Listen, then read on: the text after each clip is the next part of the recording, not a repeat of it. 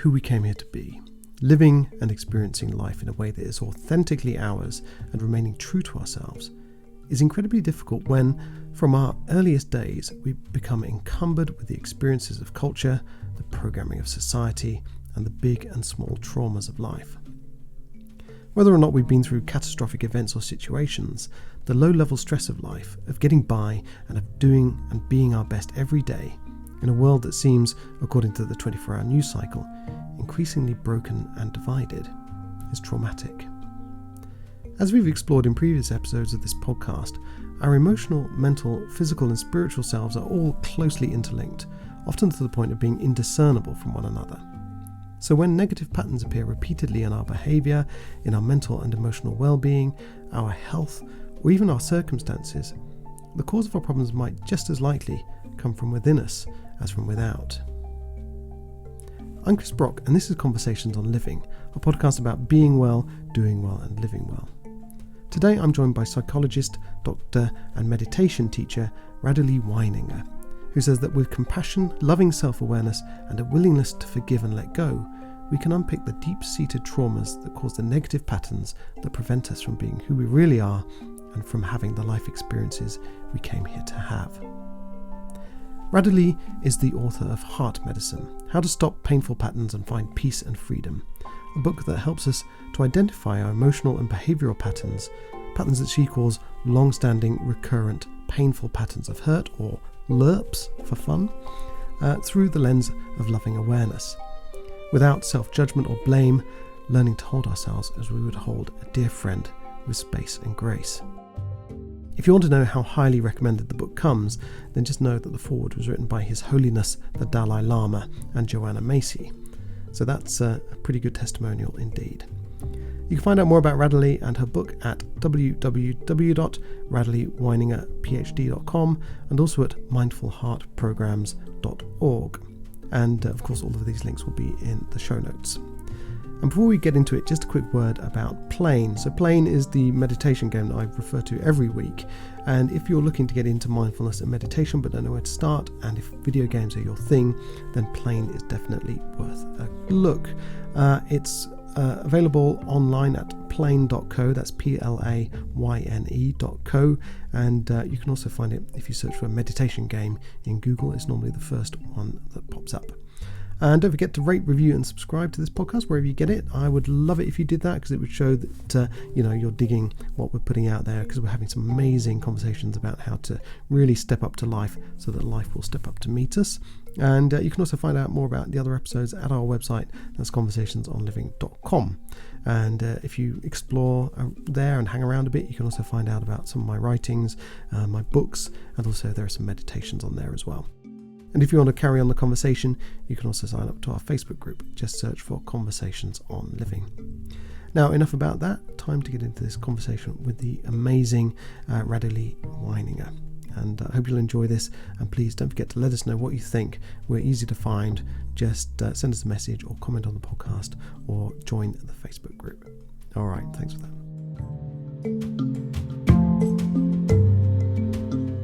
Radhule, thank you so much for giving up some time. You're in Santa Barbara and I'm just outside London. And we're here to talk about Heart Medicine, which is your book and your kind of approach to understanding where our kind of behavioural patterns come from, our mental and emotional patterns, and diving into the kind of source of those patterns that keep us stuck, if you like, or in negative kind of negative situations, and then exploring how we can kind of unravel those and pick apart those patterns to kind of heal ourselves and move forward. So if you could maybe kind of kick us off with a little bit of an introduction about what heart medicine is and how we can all embrace a bit of this kind of understanding into our lives. Yes, I guess maybe through my own history became really curious how we have these knots in our psyche, these wounds that seem to, in their dynamic, repeat themselves in their flavor, in their atmosphere, you might say. May that they be around rejection or abandonment or being left out or competition or anger and violence, whatever it is, it seems to repeat themselves with different actors in different environments. And, since, the early 80s, I have been a really serious meditator. I started in a monastery in Sri Lanka, and that's when I was still in medical school in Germany. And then when I finished that and I came to the States, I got my PhD in clinical psychology and I work in my practice. And I always felt that we needed help from East and West to work with these patterns. Jung and Freud saw them, they called them complexes. And it was actually Jack Kornfield, my mentor, who said, Radhule, find a new word. And then I said, long-standing, recurrent, painful patterns. And he said, that's too long. And I said, LURPs. And I wondered about it for a while, but people really liked the idea of LURPs because it's like an onomatopoeia. It feels like it sounds. You get kind of lurped and slimed and, Yeah. And so, and I felt that Western psychology helps us to understand, making unconscious conscious, understanding what happened in our childhood, talking about it, maybe feeling it. And however, it didn't help that much to really do something different. So it made, I felt me and others very self-conscious. Oh yeah, my mother did this and that, but it didn't really help with change. And then with the East, those patterns are called samskaras or shankaras in Pali or kleshas. And they believe they're actually even older. They are passed on in our mind streams. And actually, I don't find it that important where exactly they come from. It's more important they're very old. Whether it's... I was going to say, we often think of trauma as being something that happened to us in the past. It might be childhood trauma or some kind of incident or something like that. But could it be something kind of cultural as well, something that's been programmed into us by the status quo or the environment we're kind of born into, something like that? Definitely. You could see trauma with a big T or little t. Big T might be we had a huge accident, or a parent died, or there was war. I'm just thinking of the war right now, how many people, will have trauma effects from what is happening now. And we get re-traumatized by just seeing it relentlessly on TV. Often it brings up our old fears from being not safe from childhood. So I think all of those comes together.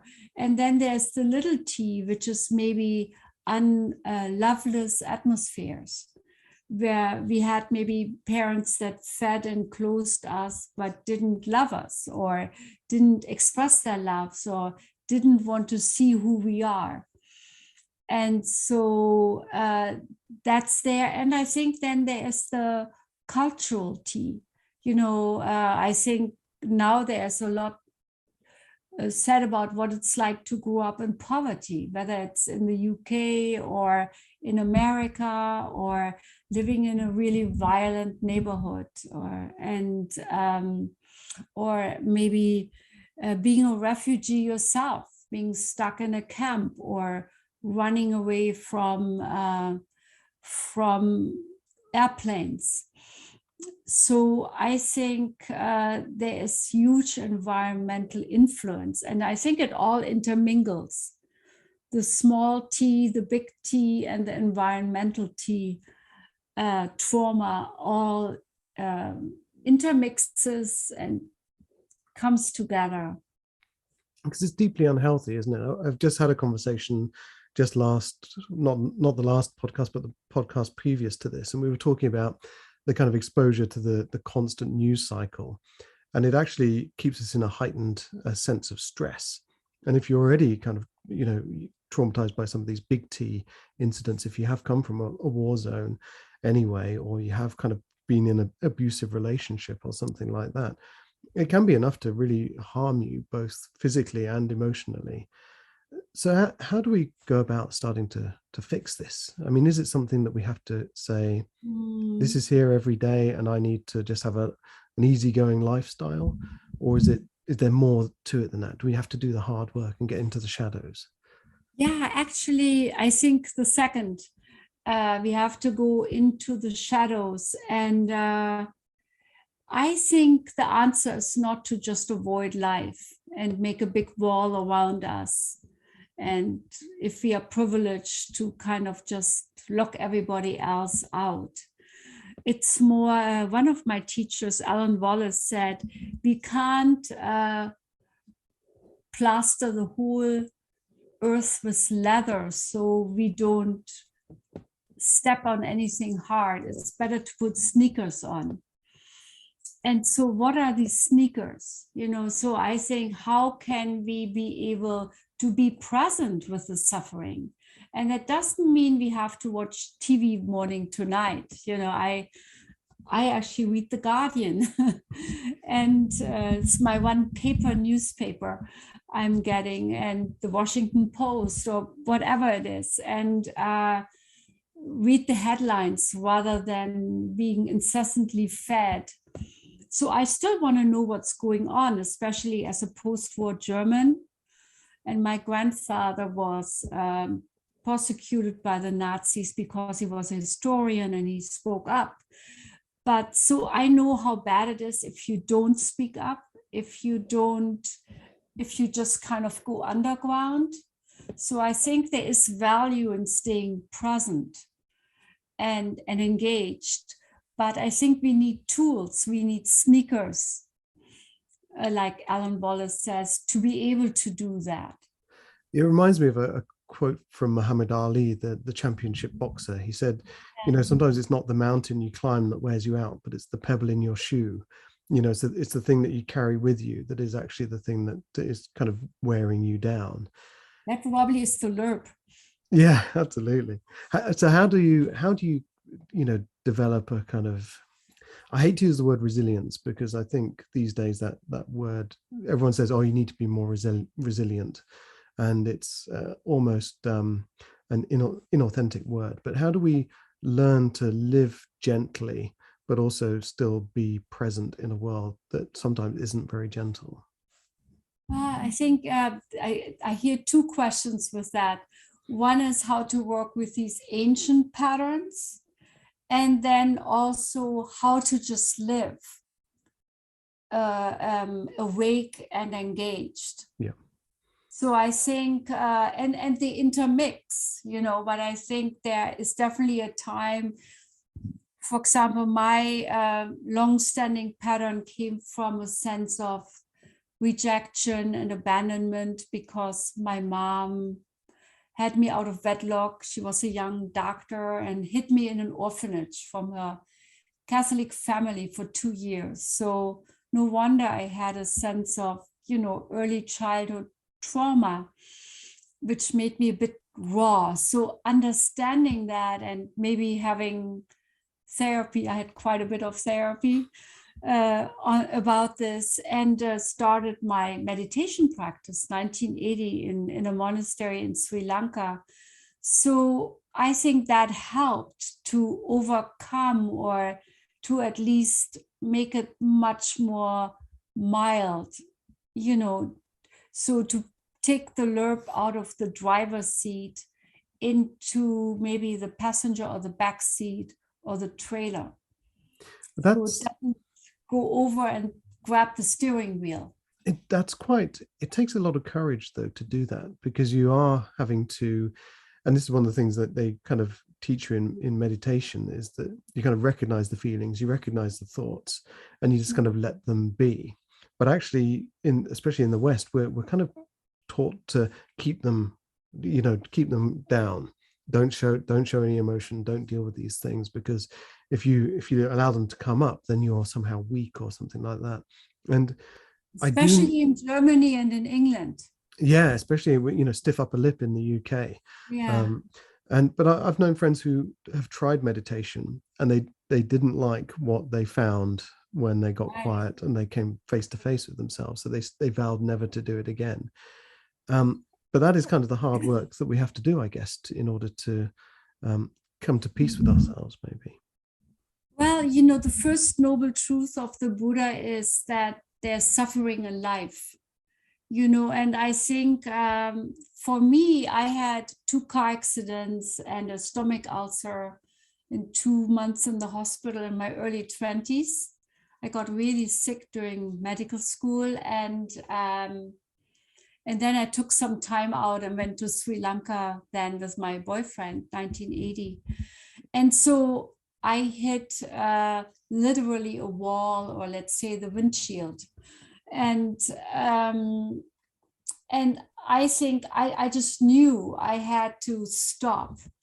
Otherwise, I may not survive. So it didn't feel quite like, oh, do I want chocolate or vanilla? It felt something was telling me, you better look here. And I must have had this real longing to survive and to live and to heal, and so that carried me forward. And I remember when I was first in Sri Lanka, I actually came incidentally to mindfulness meditation, or Vipassana, it was called then. I walked one day down a little road, International Buddhist Center Road.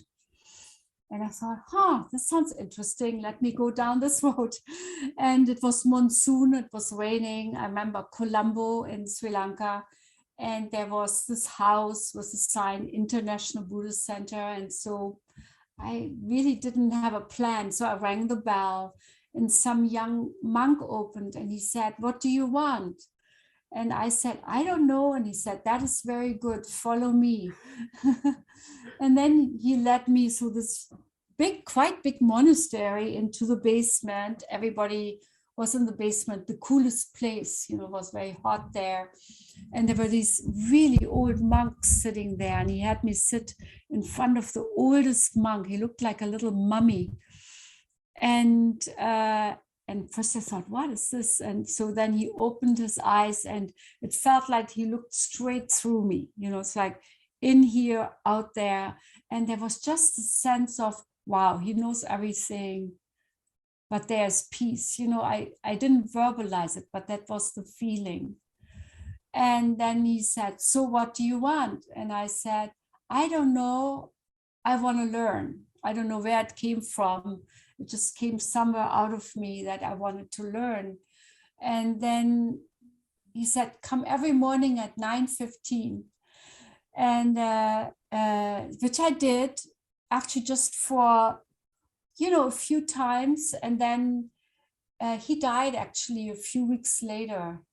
And I found out later from Jack Cornfield, who knew him, that he was the head monk of Sri Lanka. And he was very close to his death. So I must have reached him at a very, whatever, special moment. And I just, when I felt that kind of peace there, and I had come from a very raw, kind of banged up, upset kind of place. And suddenly all that was gone. So it was maybe a moment of grace, you might say. I thought, that's what I want. That's what I want. And so then I found my way into a monastery there, where they did 10-day, 4-week retreats, where I stayed until my visa ran out. I schlepped my poor boyfriend there. He wanted rather to go to the beach, but I did that. And so I started, and you're right, it's hard to sit. I remember at first and they had us sit for a whole hour, 1980 in Sri Lanka. The gong didn't go until the hour was full. And it was just physically just really painful. And but then after a little while, I just became very still, and there's this calm underneath. And I remember not knowing what was underneath all that disturbance. I thought, maybe being a post-war German, maybe there's the original terror. I don't know what's in the universe. I was an atheist, I didn't know. And I was very surprised. That's what I found underneath the clouds was peace. And just kind of a sense of relief. And kind of ego kind of left. And for me, I didn't have much to defend at that point. It was good riddance, kind of, it was more of a relief then. And so I think I was kind of sold on the practice. And then later in meditation retreats, which were first hard to find in Germany in the early 80s, but then I came in 84 to the States and met Jack Kornfield in 86. I did a lot of these 10-day retreats. And yes, there was a lot of, have to confront your demons kind of thing. But I kind of always knew I had to confront my demons. It wasn't really a question for me. I knew there was no shortcut. The demons that you talk about, I mean, these things that are lurking somewhere underneath, I think it was Carl Jung who said, beneath the threshold of consciousness, everything is seething with life, Right. And there's all this stuff going on that we're not very conscious of. How healthy is it to know about it, or is it about confronting it and actually dealing with it and letting it go?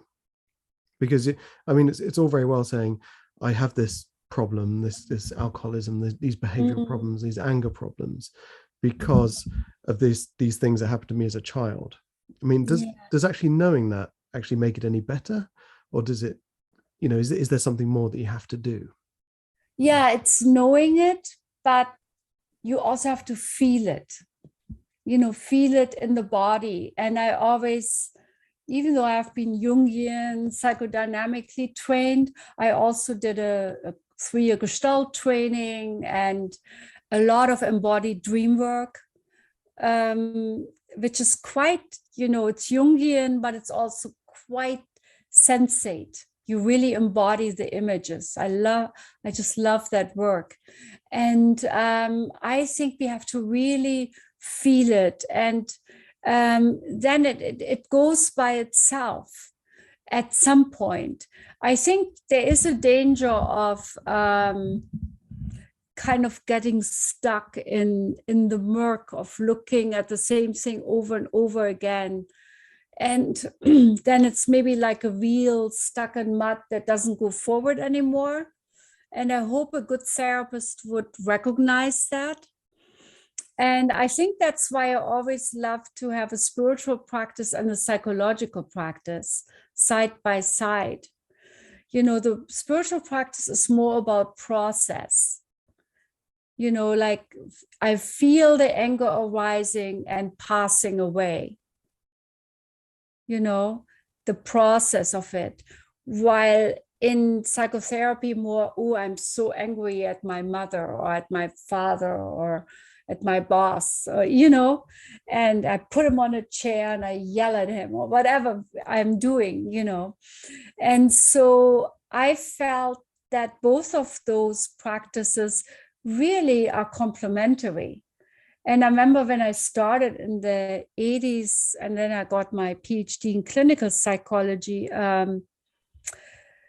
there was quite a divide between the psychological and the spiritual, and might be still in the UK. I think in California, it's now coming really together. Even insurance companies pay for mindfulness now, believe it or not. But I think in Germany and European countries, it's still more divided, maybe. I don't know, but I think it is. And And it's, in a way, it's a shame, you know. There is this word spiritual bypass, Yeah. which is, you know, you use your spiritual practice to avoid your deep, dirty emotions. But then I recently heard from actually a fellow called Locke Kelly, a different word. It's called the psychological underpass. It's a brilliant word. It's when you stay only in the psychological and muck around, but you don't have the other side. Or like Jung called it, the teleological, you know, Okay. the forward looking one. I mean, that is, I mean, there's a lot of truth in that. I get mindfulness and meditation often go hand in hand with kind of images of happy, beautiful people, particularly white people sitting in beautiful locations, drinking, reading poetry, and, you know, drinking delicious cups of coffee in the morning, you know, that kind of thing. But actually, you know, real mindfulness is actually about getting into the dirt with what you're Right. feeling and how you're, and why you're feeling it, and how can I deal with this. Is there, I mean, you've talked about psychotherapy going hand in hand with the kind of spiritual aspects of this. Is there a danger that if we are repeating those traumatic events, and like you said, coming face to face with those things that have kind of harmed us in the past, but not actually dealing with it, that we could end up doing more harm than good, and kind of reinforcing those negative behaviors that have come as a result of that, if we keep reliving those terrible experiences? That we get stuck in the psychological underpass. Yeah, I guess so. Yeah. It's a good term. No? I thought that was so brilliant. I just heard it 2 weeks ago. And yeah, you know, there might be. So that's why I was always really grateful that I had my spiritual practice. And I don't know, did you ever do a 10-day retreat? No, I never did, but I heard actually Jack Cornfield talk about the Vipassana facelift. He said that, you know, people Yeah, come out of these retreats and they look 10 years really. younger. Yeah. Really, So they do. Yeah, I just did a 4-week retreat, and people told me, "Oh, wow, you know, what did you do?" I said, "Well, I just sat 4 weeks, you know," and it's true. Something in you relaxes, I guess, even your facial muscles. But uh, what was the question again? Tell me. just without, because they, you know, it's very popular at the moment, mindfulness, meditation, all Yeah, this kind of stuff, yeah. but without professional therapy, sometimes I Mhm. wonder if we're going to be doing more harm than good by getting into something that we don't have the tools to deal with. It's the things from our past, you know, traumas Yeah. that we're not proficient in tackling.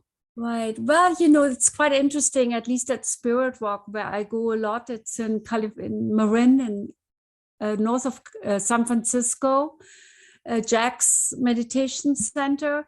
Most of the meditation teachers are also therapists. Okay. Yeah. They have at least a master's degree. Not everybody, but many of them, and have some training. And you have an interview every 2 days or so, and it's quite spotted if there is really something coming up that is too much.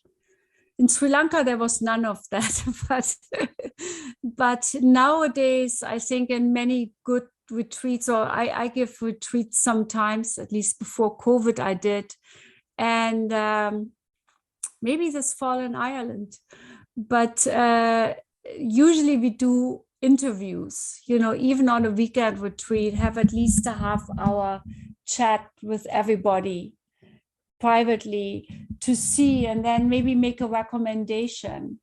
You know, I think spiritual direction and psychological direction go hand in hand there, to see what a person needs. And yeah, I agree with that. But maybe I wanted to add one thing. The last 10 years, I really got interested in not just Vipassana, but also what may be a more Western form of Dzogchen or Mahamudra meditation. Okay, I'm not aware of this one. It's called nowadays sometimes a little bit misnomer, effortless mindfulness, or they don't see awareness just moment by moment, but they see awareness as the field quality of awareness. As something you can actually touch into, that's always there. And, in different mystical traditions, they might call it the great mystery, or they might call it the sacred, or, something that is there that you can actually experience. And the Tibetans have these, until recently, very, very secretly kept pointing out instructions. Because see, after a 10-day retreat, but you have to sit for a long time, very quiet, you come to this, usually there is 2-3 days of really feeling restless and uncomfortable. Then there is the big heartache. Oh, it's like my Uncle Peter, here he is, like he's coming up from the dead, and being quite scary. And that lasts for a few days. And then that kind of morphs into a sense of lightness and almost blissfulness. And it's like spiritual energy breaks through. And then there are these insights. Okay, Uncle Peter, who was so mean to me, was actually quite abused himself. And there's a sense of forgiveness, but it comes by itself. It's like there is a sense of resolution, which usually that's how retreats go, but you have to sit long and hard for 8 hours a day to get there. And with these pointing out instructions, you get to this experience of spiritual energy much actually in my morning meditation. So I teach now a hybrid between more traditional mindfulness and these pointing out instructions where awareness is moment by moment, but it's also something that you can experience, that is just already there. If you don't have, as the Tibetans say, if you don't have so much dust on your eyes. Yeah, that's beautiful. Yeah. And I find, and I've described that in my book, I think with step 11, letting the mystery in. And actually, I don't know if you heard about this fairly new therapy, IFS, internal family systems. No, it's in the States, like the new scream, so to speak. It's a bit like warming up Gestalt and some other stuff. And they actually talk about how they use this. They say this can be part of our psychospiritual container, to hold our wounded parts in ourselves within this container of the therapeutic relationship, but also of the more, that energy that is actually there and we can experience. And this could become a spiritual bypass if we don't watch out.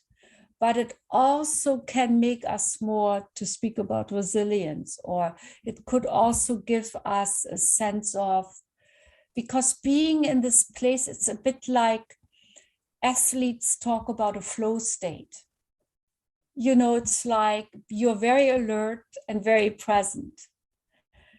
And you can actually use it in your mindfulness practice. You can be very alert and present with the anger arising and passing through. But you come from a bigger container. I think that's why it's called effortless mindfulness sometimes, or awake awareness. But people haven't quite agreed on a name yet in the West. And so I find this is actually a third thing coming in that is quite interesting in the healing, because it gives a greater space. Is it? I mean, it sounds a lot like, you talked about Buddhists saying that, life is suffering, and also attachment is suffering. Is it a Yeah. kind of ultimate forgiveness and ultimate release, into just letting it go, just letting go of all the trauma, just letting go? Mhm. Tara Brach, when she does her meditation, she talks about feeling from the inside out and becoming a kind of field of awareness. Is it just about kind of ultimate release, just saying, let it go, I'm not going to hold on to this anymore? And this is where maybe the Vipassana facelift comes from. There's no stress. You're not clenching, you're not grasping anymore. I mean, Well, is I that would what it is? say, I say that's half of the coin. Right. It's definitely true, but I think the Vipassana facelift um, all comes from really letting go or letting be. Yeah. Sometimes I like let it be better than let it go. Um, of, let's say, with my uncle Peter, who was quite mean at times, when I realized, oh, he was a 17-year-old prisoner of war in Africa, I realized no wonder he became so rigid. And for some reason, suddenly I could forgive him, not condoning, not whitewashing, but, saying he's also a person, and suddenly the anger was, kind of gone. And so I think that is half of it. But I think there is, do you know Alan Wallace? I know the name, but I'm not Yeah, he is well kind versed. of in the Dalai Lama tradition. He has sometimes this term, he says, life rises up to meet us. Yeah. And so there is also something a priori there. If we are ready to feel it, it's right here. I think Ram Dass talked about it quite a lot. I suppose there's that the whole thing, if when the student is ready, the teacher appears. There's that kind of aspect to it. And Yeah, I have a saying that I kind of thought up, and I'm quite pleased with myself because it's quite catchy, but it just resonates there. When you step up to life, life will step up to meet you, and it's oh, wow. which is quite there's a bit of synchronicity there, I think, Can I between. quote you? Yeah, well, I think you already have with Alan Wallace's book there, Yeah. because they're very similar ideas. It's when we can face up to things, then the things will come to be faced. And But then it's not even when we are ready to face up to it, but there are also these moments like one of my clients, it's the stories in the book, he gave me permission to mention it. He's a psychiatrist, and he had went to Stanford, studied medicine. He came from a very poor background, so it was a big step for him, maybe too big a step. He came from a poor Mexican background, and he became manic. And there was this time where he was standing on a balcony ready to jump off. And he said, if there's anybody, help me. And suddenly this great energy came in. And there was this moment of love, you might say. And he didn't step down, and he did not kill himself. And I think it took him a year in whatever hospitals to recover. But he became an amazing psychiatrist.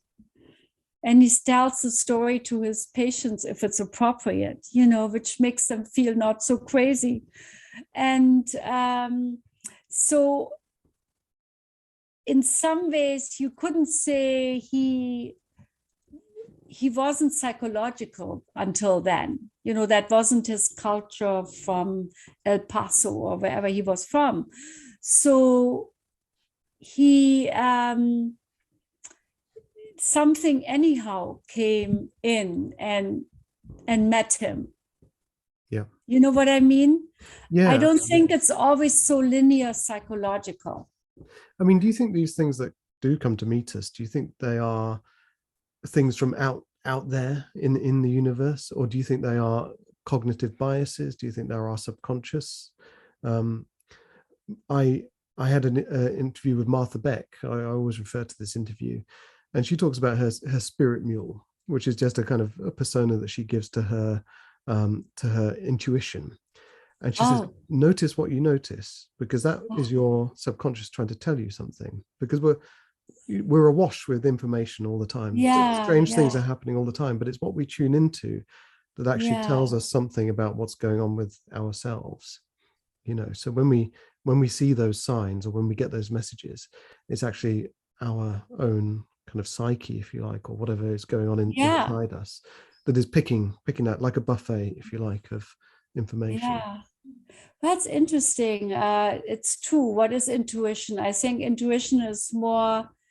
I know this Christian mystic, Cynthia Bourgeau. She's quite interesting. She talks about the heart as the organ of psycho-spiritual connection. I think it's physiological, psychological, spiritual connection and perception. And I think intuition, at least I think the Greeks thought it was sitting in the heart. And I would agree with them. And I think that's what the ancient Greeks believed. And there is something where the different levels of being connect. You know what I mean? So Absolutely, it's yeah. hard to know what's inside, what's outside. And I kind of doubt it's a person somewhere. It's more, who knows, something formless, timeless, which maybe isn't even a being. Maybe it's just, who knows, like, it's a great mystery. I mean, is it even important that we know who or what it is, other than just what's the No, message here? right. That's what I think. I'm quite happy to say my mind is just not equipped to figure this one out. And when we try, we just anthropomorphize. Yeah, absolutely. And then it gets dangerous. Then it becomes a power tool or whatever. And so maybe just stay humble. And yeah, And to say that I've had an experience and it's telling me this, so I'm going to deal with it in this way. yeah. And stay with the experience, Yeah, absolutely. the direct experience of whatever it is. We've kind of touched on your book. I mean, the whole reason we started the conversation was to really talk about the ideas in your book about how to identify emotional and behavioral patterns through the lens of loving awareness, is what you've talked about, and that there are 12 steps through the book. What would bring someone to your book in the first place? I know for most people, when they embark on a journey like this of kind of trying to fix themselves, they must come to a point where they feel so broken that I think it was I can't remember her name, Elizabeth Gilbert. She said in anyone's transformations, there is a moment where they get tired of their own bullshit. Yeah, And, that's right. And but I know that Jack Cornfield, he came from a difficult family background, and that Yeah, was what launched him on his exactly. journey. For most people who go through something like this, there comes a kind of crucial pain point where they can no longer sit with their suffering anymore. I mean, do you think that is a vital part of the journey, or do you think we can embark on this journey and come to what you're talking about in heart medicine without having that pain point? I think the pain point definitely helps. And who knows why people are who they are. In the West, we think it's all just our childhood. And the Dalai Lama was asked if he believed in nurture or nature. And he said, if there were only nurture and nature, that is like if we lost the key and we decided it can be only under a street light, because it's the only place we can see. But there are other possibilities. So why we have longings, or so who knows? But I do think some pain point definitely helps, and others may have a longing for other reasons which we don't know. A longing for change, or yeah, I think it's was it Thomas Aquinas who said the path to God is not in steps but in longings. okay, I've not heard that before. Yeah, that's very powerful. I like that. Yeah, Because the longing is deeper. It's in the heart, no? And I mean, a longing can be a longing to be free of suffering, Right. not just a longing for something or someone or some knowing, Yeah. but it can be a longing for change or a longing for you know, help or recovery. So let's talk a little bit about the book then. So the book is called Heart Medicine. Um, how do we know that we're stuck in Yes. there? It is, and a beautiful book it is too. How do we know we're stuck in patterns then? I mean, is there, is it something we start Yeah. to kind of recognize? Right. The first step is to recognize. And often we recognize that we have feeling something in our body. You know, we suddenly feel tight in our chest or nauseous, or energy just leaves us, or we get so angry that we feel too energized, maybe beyond our comfort. And so feeling something in the body is part of it. Feeling emotions that seem stronger than what's warranted. Then And these are things that happen repeatedly. Repeatedly, you know, feeling, oh, why me being kicked out of the book club? Why does it make me so upset? You know, I didn't like the people anyhow, you know. So, you know, but it's just not letting me sleep, and I feel so rejected. You know, it's like, why do I in the world do I'm not able to let this run off my back? Or we start ruminating, you know, why does this wake me up in the middle of the night at 3 or at 5, and I get stuck in a loop, in a lerp loop. And so that's one. And then feeling maybe, you know, trauma symptoms like feeling dizzy or tunnel vision or suddenly like shutting down. Or dissociatingly too angry. So they are, or generalizing, you know, why does this being kicked out of my book club make me feel the world hates me? You know, it's just a book club, you know, it's not the whole world, but it feels like it. And so that is one way of realizing we were lerped.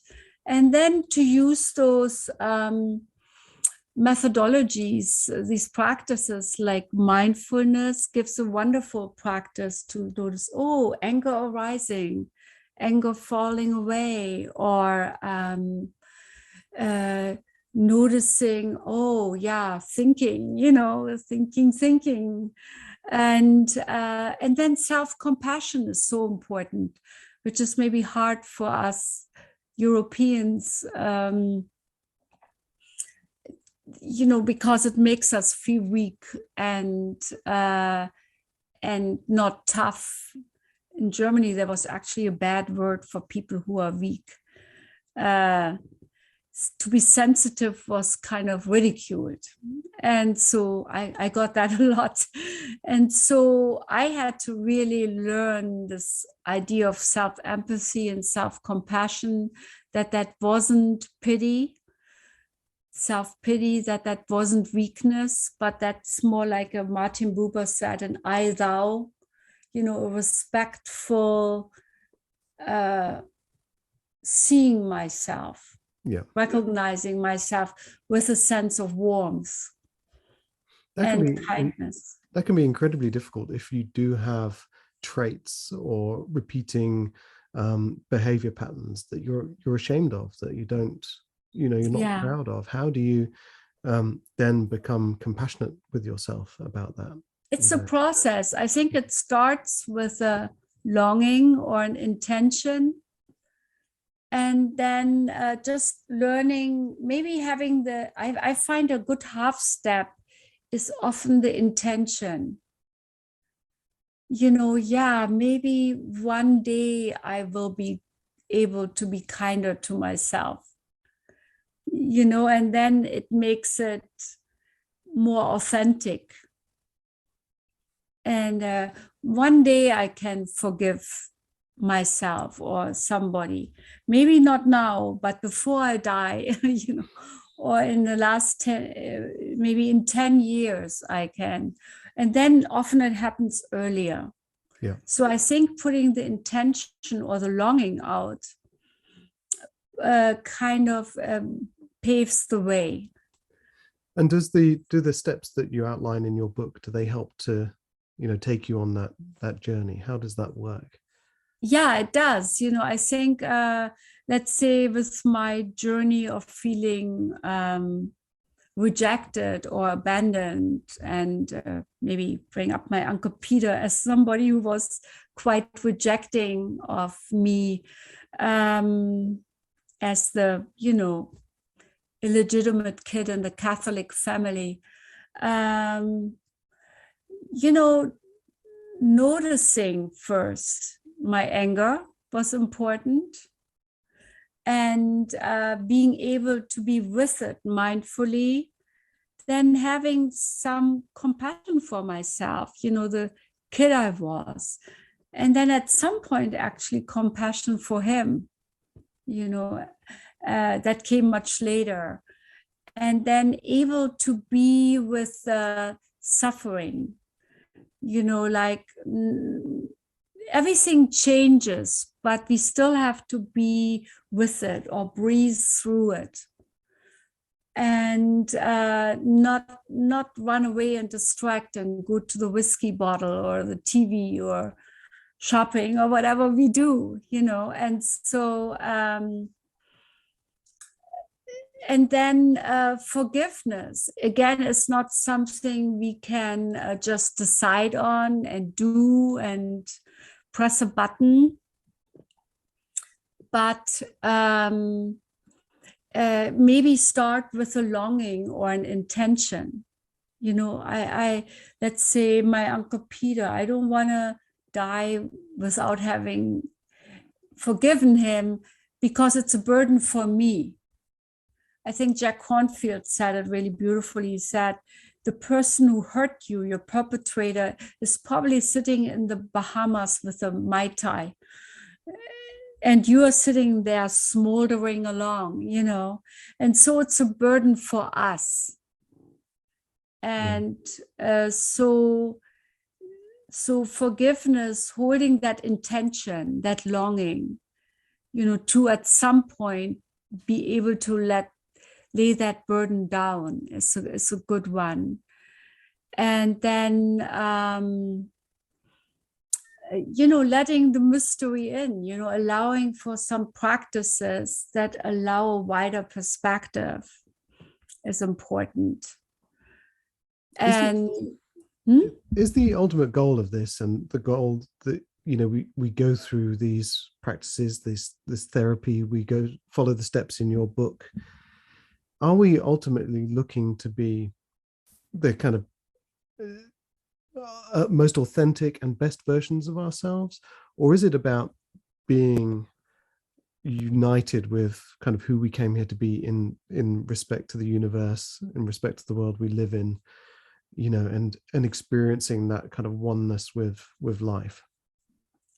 How about both? I don't think it's an either or. I think when we feel the support of life, we can go out and be engaged without burning out so quickly. I think as a bit of an activist myself, I believe in engagement and that's meaningful. And, I say that in the last chapter of my book about service. That serving sets us free because we are not isolated, we are connected, we are not weak and helpless, we are strong, we are able to give, we are interconnected through our service. And so I think there are many good reasons why that is so important. That actually would be a kind of good note to kind of end on, really. A good question. One that I've tried to explore many times. I've spoken to Trudy Goodman on the podcast, Jack Cornfield's beloved, he calls her. I know her, yeah. Yeah, and there's this question: how can we find peace in ourselves without turning our back on the troubles of the world? And how can we become engaged with the troubles of the world while still protecting the peace within ourselves? I think that's the question, and I think maybe holding that question is the answer. Because I don't think there's one point. I think we are all the time teetering between personal and universal truth. And I found now during COVID, which is quite isolating for so many of us. Maybe you felt that with your podcast, but my sons helped me to I'm teaching a lot of meditation, and they helped me to have a platform, a Zoom platform. And teaching basically every day almost has really helped me during the time of COVID to stay connected. Like Sunday mornings at 10, it's probably our biggest group. There are half to 2/3 from people from Europe, because it's 10 in the morning, it's 6 in the evening in England, Ireland, 7 in Portugal and Austria. And so quite a few people come in Sunday evening, and we come here Sunday morning and some middle of the day. And it just was so touching to have this 40 people or so together and have a talk, meditate together. I do it with my husband, who is a hospice doctor and author. He wrote a book in Ireland, which was a bestseller, Mortally Wounded, by Michael Carney. And so he's quite well known in Europe. So we together do this, and it just has been so helpful to feel interconnected and to have people from California connect to people in Eastern Austria, and to go through this together every Sunday morning or evening. So I think Zoom has really provided us with something. Do you feel doing your podcast during COVID has helped you? Well, initially the podcast was always face to face.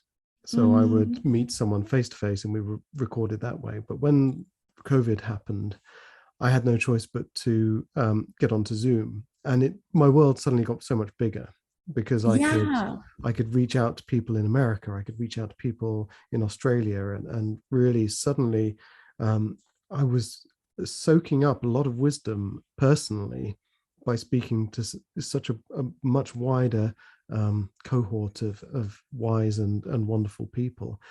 And yeah, it was the kind of the limiting boundary conditions of COVID actually made things, brought opportunities together and made things happen, I guess. And so interesting, no? Isn't it? Absolutely. But it also makes me, what you were talking about, there was, I can't remember who said it, someone very, very wise, but they talked about joy being in service. Yeah, and I think it is. Yeah. And I mean, there are people out there who are on the front line of humanitarian crises. They're protesting, they're going face to face with speaking truth to power and things like that. And I look at those people and I think, if I was to do what you do, it would probably crush me. I don't think I could deal with seeing the kind of raw edge of the dark side of humanity, if you like, and coming face to face with it. I don't think I could cope with that and maintain my inner peace. So how do I still be that activist, and maybe it is through service, like you say, maybe it is by helping other people in other ways. Maybe that's what we all need to think about in our and daily have my life. meditation practice. Yeah. And it really helped me to expand my mindfulness meditation to this more awake awareness meditation, be mindful from the place of awake awareness. And it really transformed the way I teach. So, and I think it's very timely because I think the world is in such a raw place that we need stronger medicines. Yeah, absolutely. And so, it's really, I would love it if people join us on mindfulheartprograms.org. Yeah, it's absolutely. it's all free. Fantastic. You know, I have a day job as a psychologist, and so I teach meditation for free because I just don't want to put a price tag on it, you know. So well, in terms of finding out more about the book Heart Medicine and your website, is that the best place to go? What was the web address for that? Well, there are two. One is Radhule Weininger PhD.com. That's my website, which is really about the book. And then mindfulheartprograms.org is the meditation platform. But I think they're linked. Okay. So if you have one, you find the other, and you can even send me a little letter or something. I think my email is on there. And so I'm always glad to chat with people. And I think you're doing a great service with your podcast. Thank you. No, I really appreciate that. I think I'm scratching an itch. These are things that I need to know for myself. And I think if there are other people out there who, like me, are trying to find peace personally and collectively in the world, then, you know, conversations like these can help. And to live, I kind of have the tagline, you know, it's a podcast about being well, doing well, and living well. And I think a lot of that comes from personal peace, you know, unraveling the things that disturb us, the suffering that we're attached to, that kind of thing. And obviously, you know, speaking to people like you is a tonic, I find, in difficult times. So I'm very grateful for that. But no, I find just conversations with people who've really gone through the work, the hard work, to come out the other side and find the kind of sense of tranquility or calm, or at least the practices and the toolkit, you know, the tools that can help them find that. And I guess that's what you're offering as well with Heart Medicine, with the book, a kind of a roadmap, if you like, to just finding our calm and our peace. Yeah, and you know, I feel just very grateful that I found this path, that I was allowed to do that, and I'm just very grateful I can pass it on. Absolutely. And so I can just ask everybody who finds a bit of that to pay it forward, pass it on. Absolutely. I think that's a great message to end on. So thank you so much for your time and your wisdom, and for just making me feel better about everything. I'm very grateful. Same here. Thank you so much. So there you go. What a wonderful conversation with the fantastic Radhule Weininger there. As I mentioned before, you can find her at radhuleweiningerphd.com and also at mindfulheartprograms.org. And all of these links will, of course, be in the show notes. And just a final word, just really letting go is such an amazing and powerful thing to do. And if you can learn to forgive, you don't do forgiveness for the other person, you do it for yourself, because you deserve you feel like you deserve better and that you've been punished enough. So forgive yourself, forgive the world, forgive those who have, in your opinion, done something bad to you. Just forgive, because it allows you to step into a whole new level of being and existing. And you want to know what forgiveness feels like, what letting go feels like? It's that same feeling when you take a big deep breath in and you hold it and then you let it go. It's that release, it's that freedom, it's that freshness. It's like, as I mentioned in the podcast, like taking off a tight hat that you've been wearing for far too long. Anyway, enough rambling from me. As you could tell, I really enjoyed that conversation with Radhule, and I really get a lot out of this podcast, and I hope you do too. I'm scratching an itch here about how to find joy and peace and realize our potential in life, and I hope that you're getting that same kind of vibe from this podcast too. So don't forget, rate, review and subscribe. Send us a note, let us know your thoughts, and until next week, have a lovely day.